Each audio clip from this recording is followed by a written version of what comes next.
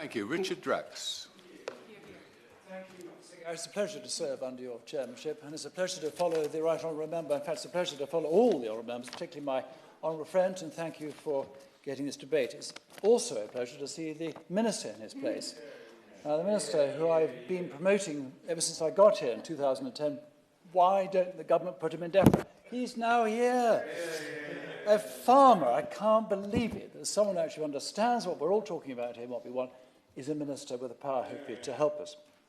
I refer to my registered member's interests. Sir Gary, I'm a landowner and a farmer myself, so I speak with a lot of passion and experience in this particular field. When I first was selected as a candidate in 2006, one of my first tasks was to set up a farming group. And every quarter we meet. That group started with 2, and we now have at least 50 or 60 who appear. The ministers often come down, either virtually or in real. We hope this minister will come down in real very soon to talk to our farmers so they can talk to him on this occasion personally and to put their concerns across to him. Now, I'll be delighted to wait, one more friend.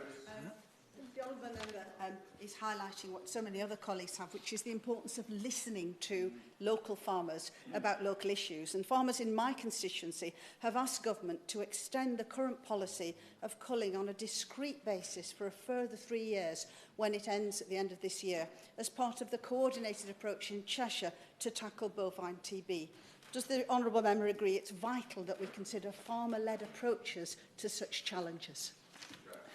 My honourable friend is taking the words out of my mouth. In the last and the dying moments, I'm going to talk briefly on badgers and beavers, which I also am slightly concerned about their presence in small Dorset rivers. What we all want, certainly what the public wants, is cheap food. That's what they demand. Now, if we as farmers are going to produce cheap food, we need help. We need help not to grow trees and all the other sort of green things. While there's a place for that, I totally accept that. What we need to do is grow food. And the public good that we hear referred to by ministers frequently should be, at the top of that list, should be the production of food. And as honourable members have said, we have a world war, we had a pandemic, world food shortages, we've got climate change with terrifying predictions of food shortages around the world. We are going to have to become more and more self-sufficient. And the farmers are going to have to farm more efficiently. Now, farming is an expensive game. To buy a combine harvester or to lease it, to buy agricultural equipment, tractors and all the rest of it, these cost hundreds of thousands of pounds. Many farmers just simply can't afford them, not least the tenant farmers. What we'd all like to see is some form of grant funding whereby farmers can apply for grant money to pay for these sorts of things. Now, the public, as I said, want cheap food. We've left the EU, and I was a Brexiteer, and I was one of the ones crying to leave, and I'm delighted we have.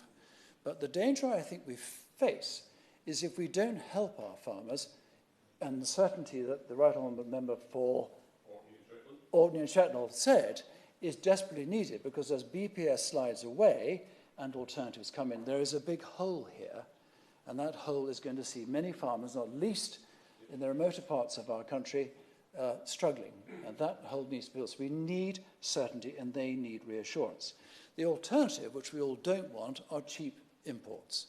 That is not the way forward. That is not going to increase self-reliability, and that's not going to counter all the threats that this country, and let's face it, the world faces. I'd like to touch briefly on the badger cull. This is a contentious issue, I understand, and the badger is a protected animal. I don't agree with that personally. I like to see badgers. We like to see deer, foxes, every other wild animal we love to see. But these animals no longer have predators. They don't. They used to, now they don't. So if you don't maintain them and look after them and ensure that their health by securing the right numbers, then, as we know, the badger population grows exponentially and disease then spreads. Now, the cull practices, the culling has worked. The statistics are pretty impressive. I don't think you can refute them. I think the statistics show that by culling badgers, it does reduce the impact of bovine TB, which, as my honourable friend said, has devastated the beef and dairy industries in particular. So can I urge my right honourable friend to go back on this issue, which I believe is going to end, and stop saying we're going to end the badger cull. We must continue the cull, as we do with deer and foxes, but at a balanced basis. So we have the right balance of wildlife in our countryside. And finally, on beavers and rewilding in general, I think my right honourable friend has already mentioned this. Rewilding must not come at the expense of growing food.